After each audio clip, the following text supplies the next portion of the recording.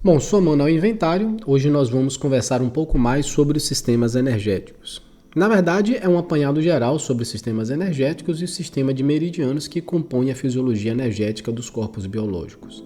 Isso vai ajudar você a visualizar e posicionar melhor tudo isso que a gente tem discutido desde o primeiro vídeo até aqui.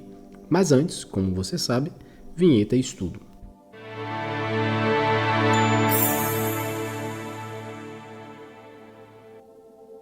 Muito bem, ponto de partida. Note que desde o início o que eu estou fazendo é afunilar o conceito energético ao estado orgânico da nossa espécie, ou seja, eu estou indo do macrocosmo ao microcosmo. E os primeiros passos serviram para você ter uma ideia mais próxima de como, aos olhos dos orientais, funciona a lógica fenomênica da vida, aquilo que, como eu costumo comentar, é a realidade objetiva. Sabendo que essa ótica oriental serve apenas como parâmetro didático para nós estruturarmos o pensamento sobre esse assunto, tem a leitura védica sobre isso, tem a leitura egípcia, tem a leitura grega, tem a leitura tibetana, mas eu domino mais a ótica chinesa pela minha formação profissional. Além disso, ao que percebo, de todas elas, a construção chinesa se inclina mais ao viés da saúde, não só espiritual, mas também fisiológica. Grosso modo, o que eu estou dizendo é que a medicina tradicional chinesa ela apurou melhor os olhos e a leitura ao contexto da identificação, regulação e tratamento dos distúrbios energéticos. Resumindo, a China foi mais medicinal e científica que as outras. Mas isso pode ser só impressão minha, enfim. Voltando ao prumo do assunto, aos poucos nós fomos imprimindo essas ideias no modus operandi do sistema biológico Sapiens, compreendendo melhor os mecanismos cósmicos universais aplicados em nosso sistema. Nesse ponto, nós paramos no último vídeo nas substâncias vitais e vamos nos divertir daqui por diante, especializando mais esses princípios. Mas antes de seguir, vale o registro de que aquilo que eu estou disponibilizando como conteúdo aberto é apenas a flor de sal do assunto, e ainda que isso não lhe gabarite na expertise completa do assunto, vai ser muito útil na arrumação do percurso terapêutico do passe magnético, e por que não para o seu próprio aprimoramento. Pois bem, puxando o eixo do assunto, as substâncias vitais que vimos no último vídeo são um propósito existencial dos sistemas energéticos, e dito de outra maneira, a razão existencial dos sistemas energéticos é produzir, armazenar, transformar e transportar essas substâncias vitais, garantindo o chamado fenômeno da vida. Pegando pela mão, os sistemas energéticos produzem, armazenam, transformam e transportam a essência, o Qi, o sangue e os líquidos orgânicos. E quando eu falo de sistemas energéticos, eu me refiro a toda a estrutura e tudo operacional que compete ao ambiente sutil da vida. Recordando que ao falar do sutil, estamos falando automaticamente do denso, porque esse é reflexo resultante do outro. Ou seja, ao falar das energias, nos termos da medicina tradicional chinesa, falo da mente e falo do corpo. Essas coisas só se separam na didática do aprendizado, porque na prática tudo é intrincado, interdependente e intercomplementar. Portanto, há nesse assunto diferentes temas como centros energéticos, pontos de acupuntura, cisternas energéticas, meridianos e os chamados sistemas de órgãos e vísceras energéticos. E não só não vou falar sobre todas elas, como não vou aprofundar em nenhuma delas, por múltiplas questões que envolvem ética, bom senso, repertório e tempo. Mas como eu disse, o que eu vou explicar já é muito para quem está caindo de paraquedas na história da fluidoterapia. Feito o prólogo, comecemos pelos sistemas energéticos de órgãos e vísceras. Os chineses chamam de Zhangfu, cuja tradução é Zhang, que significa órgão, e Fu, que significa vísceras. Primeiro ponto, esse sistema Zhangfu, ele refere-se a um conjunto de entidades operacionais cujas competências funcionais atendem desde os aspectos mais sutis até os aspectos mais densos. Portanto, cada um dos Zhangfu tem em seu inventário de funções e competências aspectos como energéticos, mentais, comportamentais, afetivos, emocionais e físicos. Segundo ponto, e esse é importante que fique claro, não são os órgãos e as vísceras anatômicas que nós estudamos nas escolas. Trata de um sistema operacional composto por partes que, somadas, atendem a uma única finalidade, que é a manutenção e o aperfeiçoamento da vida. Portanto, sobrevivência e preservação e aprimoramento dos corpos e dos valores e princípios que organizam os meios e as vias da vida. Um lida com a porção animal e instintiva do ser que experimenta a matéria, e a outra lida com o aperfeiçoamento da geometria das formas de se viver.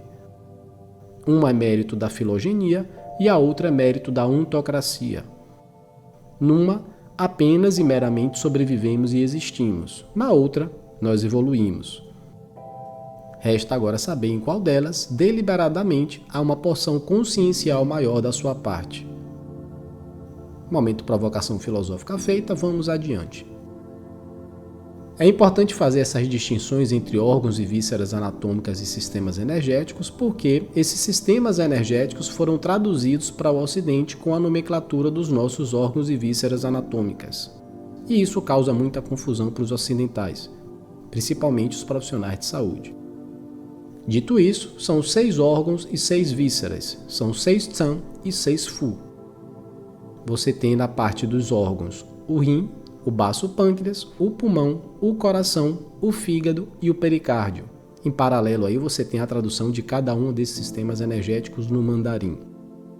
E nas vísceras você tem a bexiga, o estômago, o intestino grosso, o intestino delgado, a vesícula biliar e o triplo aquecedor, onde há a tradução em mandarim correspondente ao lado. Nas linhas gerais, as vísceras transformam e transportam as substâncias vitais e os órgãos armazenam as substâncias vitais. Como você pode notar, cada órgão tem uma víscera como par acoplado. Isso significa que os pares acoplados têm uma relação mais codependentes entre si do que com as outras. E é essa relação íntima funcional que vai determinar a natureza elementar de cada par acoplado. Traduzindo e somando aos 5 elementos que você já conhece, cada elemento tem um Tsan Fu. E para que seja mais de acordo com o que você aprendeu, cada movimento tem um Tsan Fu que o representa. Então, para o elemento água, você tem o rim e a bexiga.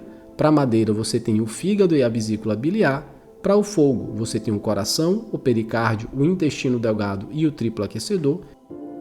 É o único elemento que compõe 4 sistemas energéticos. E no metal, você tem o pulmão e o intestino grosso. E por último, na terra, você tem o baço pâncreas e o estômago. Nós vamos ver os pormenores disso nos vídeos seguintes. Então, sintetizando tudo até aqui, Tsan Fu é um sistema de órgãos e vísceras da medicina tradicional chinesa. E ainda que sejam batizados no Ocidente com a nomenclatura dos órgãos e das vísceras anatômicas, eles não são essas estruturas. As funções do Tsan Fu são transformar, transportar e armazenar as substâncias vitais. Eles se alinham funcionalmente em pares acoplados e cada par tem a representação em um elemento ou em um movimento. Cada Tsan Fu tem em seu campo funcional competências energéticas, afetivas, emocionais, comportamentais, mentais e bioquímicas. E entendida a estrutura do pensamento sobre o Tsan Fu, podemos somar um outro conceito que são os meridianos. De partida, esses meridianos são denominados na medicina tradicional chinesa como Qin Luo, que se traduz por sistemas de canais e colaterais. A razão de sua existência é simples. Assim como o Tsan Fu transforma, transporta e armazena substâncias vitais, os sistemas de canais e colaterais são as vias de transporte dessas substâncias. Nota de relevância: os pontos de acupuntura estão localizados na parte superficial desses sistemas de canais. E em se tratando de comparação, os sistemas de canais e colaterais equivalem à mesma complexidade do sistema vascular e do sistema nervoso da nossa anatomia. Portanto, aqueles desenhos que você costuma encontrar dos meridianos são literalmente a menor fração de toda a rede de vasos energéticos. E em posse desse conhecimento, parte do processo terapêutico da fluidoterapia consiste em desbloquear essas vias das substâncias vitais, em liberar o fluxo dessas substâncias pelos meridianos ou canais energéticos. Por isso a importância dos exercícios terapêuticos. Ainda que você use recursos como passe ou acupuntura, essa função é prioritariamente de ação e competência mecânica. Ou seja, precisa alongar, flexionar, estender e movimentar. Fazer, como os chineses dizem, circular o qi e o sangue. E aqui cabe mais uma camada nesses saberes, que é o conceito de cisternas energéticas. São reservatórios energéticos chamados pelos chineses de Tantien. Sintetizando muito o assunto, todo excedente de substância vital é escoado mediante um tipo de canal energético especial chamado de vasos maravilhosos e, consequentemente, armazenado para uso caso seja necessário. E a eficiência desse sistema de armazenamento confere ao indivíduo boa saúde e longevidade. Daí a importância do comedimento e do chamado caminho do meio, o caminho óctuplo budista. Então é só não cometer exageros? Óbvio que não. Essa é só uma parte da operação. E ainda que seja um algoritmo natural, há meios de melhorar e potencializar esse armazenamento e métodos de direcionar esse excedente para fins voluntários. Dito de uma outra maneira, você pode simplesmente deixar a poupança rendendo até que ela acabe por si só, ou você pode direcionar esse excedente para ter um ganho mental, ou um ganho intelectual, ou um ganho espiritual, por exemplo. Daí surgem os gênios, os pontos fora da curva e coisas do tipo, mas não é para qualquer profano. Isso também não significa que você não viverá muito se for um gênio, lembre-se que é um excedente. Mas é digno de nota que o que temos hoje por comum não deveria ser o normal. Falo da vida desregrada e dos hábitos abusivos. Então, o que eu chamei de excedente para fim didático não é que esteja sobrando, é que foi usado de forma mais adequada. Todos nós temos essas potencialidades, mas como não entendemos essa tecnologia que chamamos de vida física, não sabemos como usar ou direcionar essas potencialidades. E como costumo dizer, potencialidade não é potência. E é um tema que exige mais conversa, mas as linhas gerais são essas.